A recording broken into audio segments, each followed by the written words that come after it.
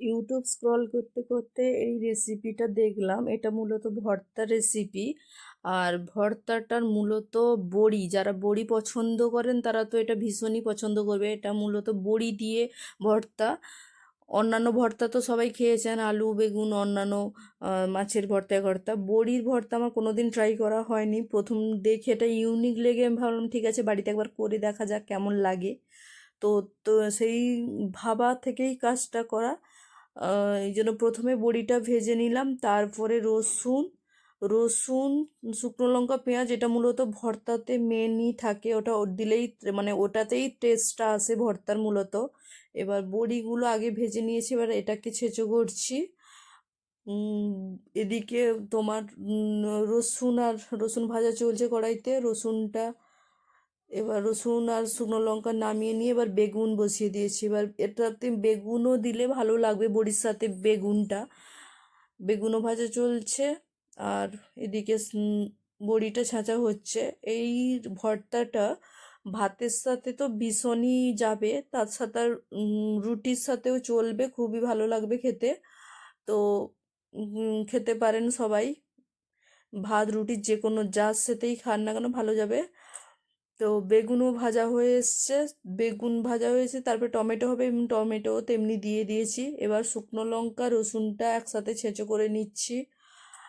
এবার এই নোড়াটার কথা বলি। এই নোড়াটা আমি ফ্লিপকার্ট থেকে রিসেন্ট কিনেছি। ছোট যদিও হয়ে গেছে, মানে খুব মানে বেশি করা যাবে না, তবুও মোটামুটি আমার এই ছোট সংসারে চলে যাবে। আর বেশি পরিমাণ মানে বড় আনতে গেলে দামটাও সেরকম বেশি লাগবে।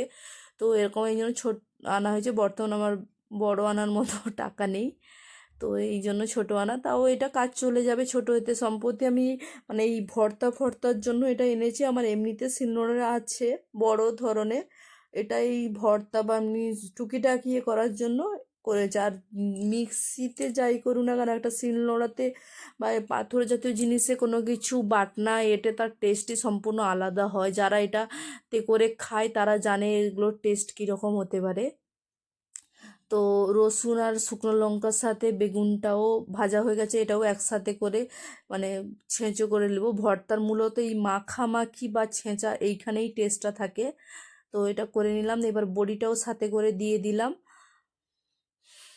বড়ি এবার ছোটোর জন্য ওটা বেশি ধরছে না, তাও অল্প অল্প অল্প করে মাখিয়ে নিচ্ছি, ছেঁচো করে নিচ্ছি। এবার সে টমেটো, কড়াইতে টমেটোটা ভাজা হচ্ছে, টমেটোটাও হয়ে এসছে, একটু ধনে পাতাও দিয়ে দিলাম। এবার টমেটোটাও হয়ে এসছে, টমেটো হালকা করেছি। টমেটো এমনিতে নরম থাকে, হালকা স্লটে করে নিচ্ছি যাতে মানে টমেটো মানে কাঁচা ভাবটা না থাকে, সেই জন্য এরকম আর কি, যাতে ওই ভর্তাটা মানে একটু না করলে কাঁচা থাকলে ভর্তাটা বেশিক্ষণ রাখা যাবে না আর কি, মানে একটু গন্ধ হয়ে আসবে। তবে এখন শীতকাল, কোনো সমস্যা নেই, তাও পারলে একটু মানে কড়াইতে নেড়ে নেওয়াটাই ভালো, সেই জন্য করে নিলাম। বড়িটা একটু ঝাল ঝাল টক লাগবে, টমেটোর জন্য হালকা টক ফ্লেভার আসবে, সেই জন্য টমেটো দেওয়া। টমেটো এবার টমেটোটা থেতো করে নিলাম। টমেটোর সাথে আর অন্যান্য সেই মিশ্রণগুলোও একসাথে ঢেলে নিব। বড়ি, বেগুন আর রসুন শুকনো লঙ্কার মিশ্রণটা, সাথে কাঁচা ধনে পাতা দেওয়া হয়েছে ওটা ফ্লেভারের জন্য। আর লবণটা তো মানে হালকা করে মানে দিতে হবে। বেগুনতে ছিল অল্প, আর এগুলো হয়ে গেলে, মিশানো হয়ে গেলে হালকা লবণ দিয়ে দেওয়া হবে। তো এইখানেই দেখে বেশ ভীষণ সুন্দর লাগছে।